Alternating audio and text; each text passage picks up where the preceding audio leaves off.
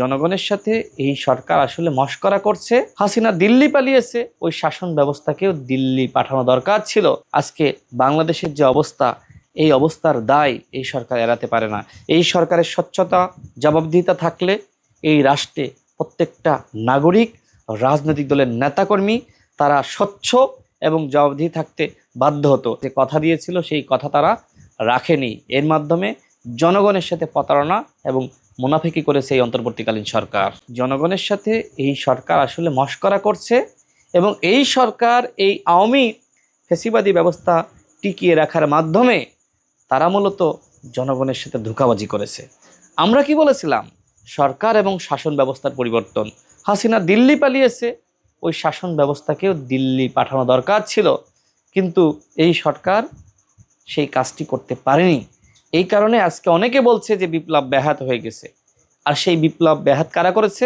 বিপ্লব ব্যাহত করেছে এই উপদেষ্টা পরিষদ।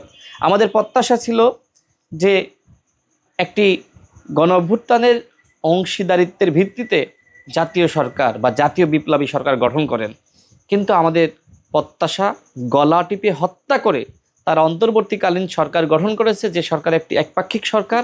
আমরা মেনে নিয়েছি, কিন্তু এই সরকারের এক বছরের যে সফলতা, এই সফলতা আমাদেরকে আসলে দুঃখ দেয়। সব মশার বিরুদ্ধে সুরক্ষা দিতে এলো বসুন্ধরা এক্সট্রিম অ্যারোসল, মশার বিরুদ্ধে এক্সট্রিম সুরক্ষা। আমরা চেয়েছিলাম দৃশ্যমান রাষ্ট্র সংস্কার, আমরা চেয়েছিলাম গণহত্যার বিচারে সরকার আরও বেশি তৎপর হবে, আমরা চেয়েছিলাম সরকার অবাধ সুষ্ঠু নিরপেক্ষ নির্বাচনের একটি পরিবেশ তৈরি করবে। কিন্তু সরকার কি করলো? সরকার এই বিচার সংস্কার নির্বাচনের পথে না হেঁটে তারা ক্ষমতার ভাগাভাগিতে লিপ্ত হলো। কোন উপদেষ্টা কতটুকু দায়িত্ব গ্রহণ করবে, কোন উপদেষ্টার কর্তৃত্ব কতটুকু কি হবে, এই নিয়ে তারা ব্যস্ত হয়ে পড়লো। এর মধ্যে আমরা দেখলাম কতিপয় উপদেষ্টার এপিএসদের দুর্নীতি, পিওদের দুর্নীতি, উপদেষ্টার পিএসদের দুর্নীতি। এখন আপনি বলেন, আপনি বলছেন যে দুর্নীতিমুক্ত রাষ্ট্র ব্যবস্থা গঠন করবেন। বাংলাদেশের সবথেকে বড় সমস্যা হলো দুর্নীতি। এখন এই অন্তর্বর্তীকালীন সরকারের আমলে যদি তাদের হর্তাকর্তারাই দুর্নীতি শুরু করে, তাহলে তো বিভিন্ন জায়গায় চাঁদাবাজি, টেন্ডারবাজি, দুর্নীতি, ঘুষ, বাণিজ্য, কমিশন, এগুলো তো চলবেই। দেখেন, গণঅভ্যুত্থানের প্রথম 2 মাস যদি লক্ষ্য করেন, রাজনৈতিক দলগুলোর নেতারা মন্দির পাহারা দিয়েছে না? দিয়েছে তো। সংখ্যালঘুদের বাড়িঘর পাহারা দিয়েছে না? বিভিন্ন ব্যবসা প্রতিষ্ঠান পাহারা দিয়েছে না? সংবাদপত্রের অফিস পাহারা দিয়েছে না?